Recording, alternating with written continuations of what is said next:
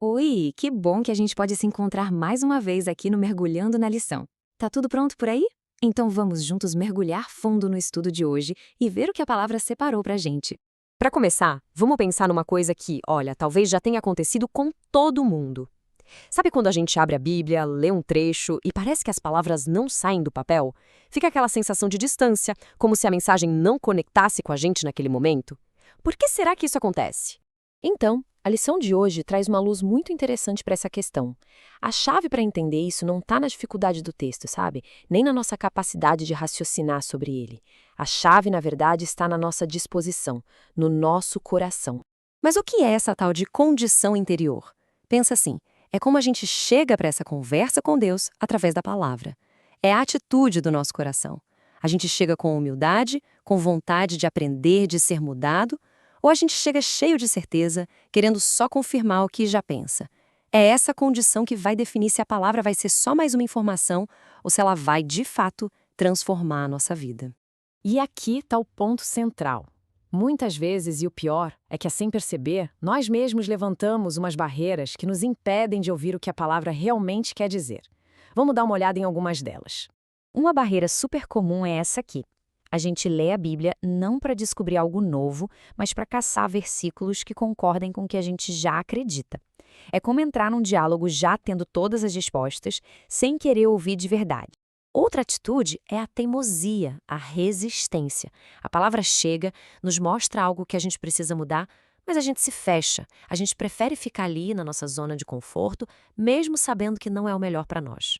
E tem também a barreira da razão levada ao extremo. Aquela mania de querer que tudo de Deus caiba na nossa lógica, que é tão pequena. A gente coloca a dúvida, o ceticismo, no lugar da fé simples. E isso bloqueia totalmente a recepção de algo que é espiritual. E por último, essa busca por conhecimento que não passa da cabeça. A gente acumula informação, fatos, curiosidades bíblicas, mas não deixa essa verdade descer para o coração e transformar quem a gente é. A leitura vira um exercício intelectual e não uma experiência de vida. Fica bem claro o contraste, né? De um lado, um coração fechado, que resiste, que duvida, que só quer confirmar as próprias ideias. E do outro, um coração aberto, que chega com humildade, com fé e, o mais importante de tudo, com uma disposição real para mudar. Tá, mas como é que a gente cultiva esse coração aberto? Como superar essas barreiras que, convenhamos, parecem tão naturais para nós? Bom, o estudo de hoje mostra que a gente não está sozinho nessa. Existe uma chave para a gente conseguir o verdadeiro entendimento. O que a própria palavra ensina é fundamental aqui. Entender as Escrituras não é só um esforço da nossa parte, depende da ação do Espírito Santo na gente. É Ele quem acende a luz na nossa mente. Por isso, um coração fechado acaba virando um obstáculo para essa ação. A transformação só acontece quando a semente da palavra encontra o solo de um coração que a recebe com fé. Certo, isso tudo é muito bonito. Mas e na prática? Como a gente traz isso para o nosso dia a dia, para a nossa leitura diária? A lição nos dá uns passos bem práticos para a gente cultivar essa atitude correta diante da palavra de Deus.